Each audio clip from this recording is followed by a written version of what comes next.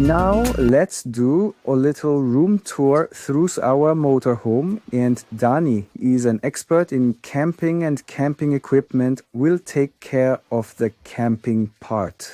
And then you handle the car stuff at the front. So with the whole rental here, there were 3 chairs and a table included. The things, that's the only thing that's a bit tricky. The things always have to be stored inside. And during the drive, they sometimes fly around a lot, but we have to live with that. The camper step has given up the ghost. We got stuck with it, but it wasn't very secure from the start. We've just tied it up now and have to take a big step to get in. Yes, it's getting cramped in here now. You can just do a quick pan. Up here is a pop-up roof. On one hand, it improves the standing height a bit, and on the other, we have ventilation slots up there. The bed is completely sufficient for 2 people. You can fold it up and have a seating area underneath, but we have it permanently unfolded to use the storage space underneath.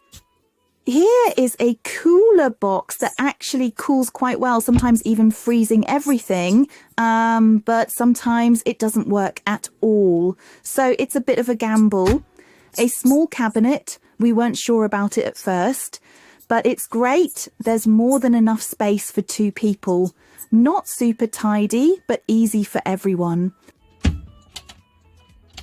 And a pantry that doesn't fully open. When the ladder is here by the bed, you could call it a pantry and linen closet.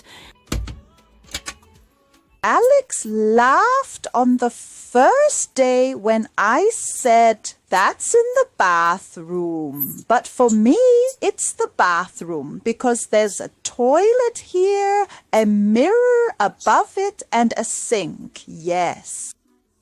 We have also used it for brushing our teeth. How is the water supply here? There's a 60-liter tank in it, which if you only flush the toilet occasionally and brush your teeth, should probably last the whole time. Kitchen, well, I also call it the kitchen. Up here, oh, we just arrived. It rumbled again. Everything flew around again. They did make an effort to create a few places where you can put things, but they still tend to fly around.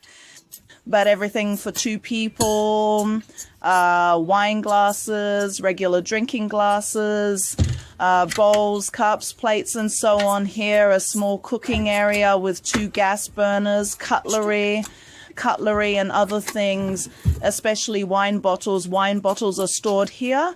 A bit of light.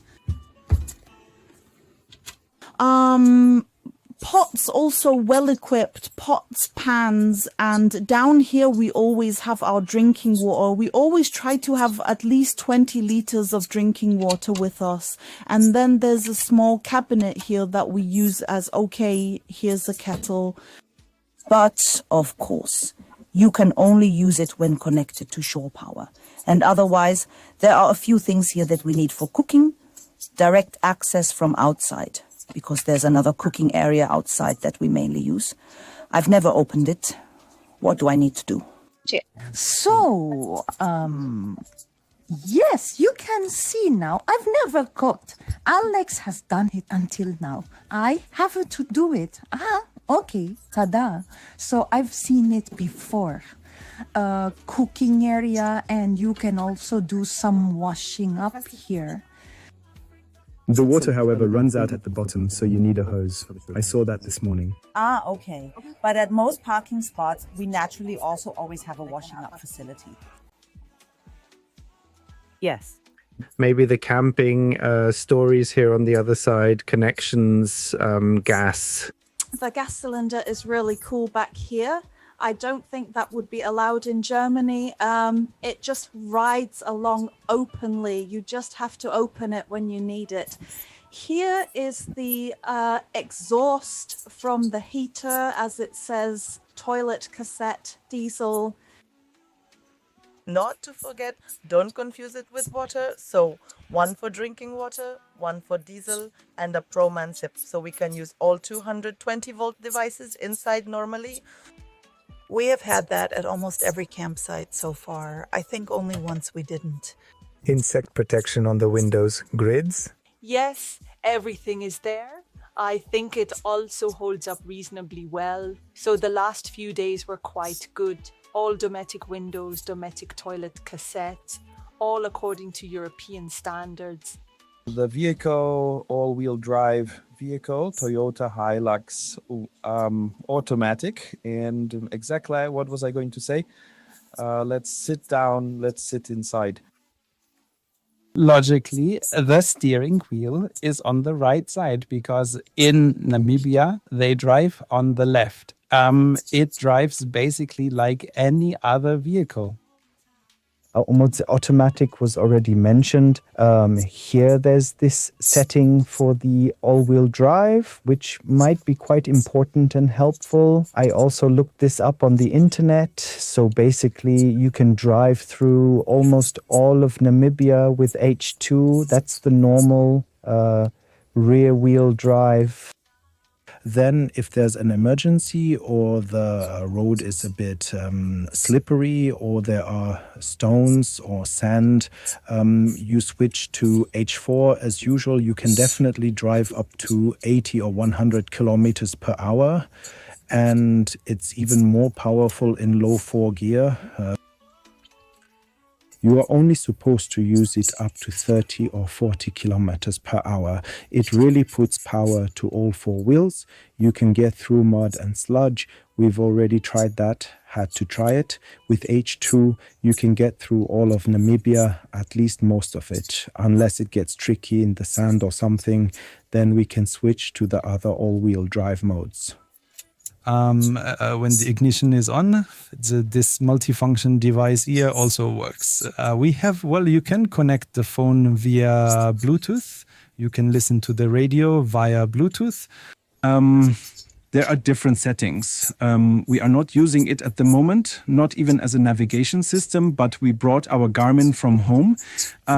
We loaded the Tracks for Africa map onto the laptop at home with the Garmin software and then planned the route, which then leads us almost precisely to the destination here. You can also enter other destinations, so it works wonderfully. The maps are very detailed. Great. The question now was, how can we, the two of us, manage here with all the photo equipment, with the camera, with the backpack, with all our things that we need during the day, operate here in the front, especially if, for example, you are in Etosha National Park where you can't access the back. Space is actually sufficient up here.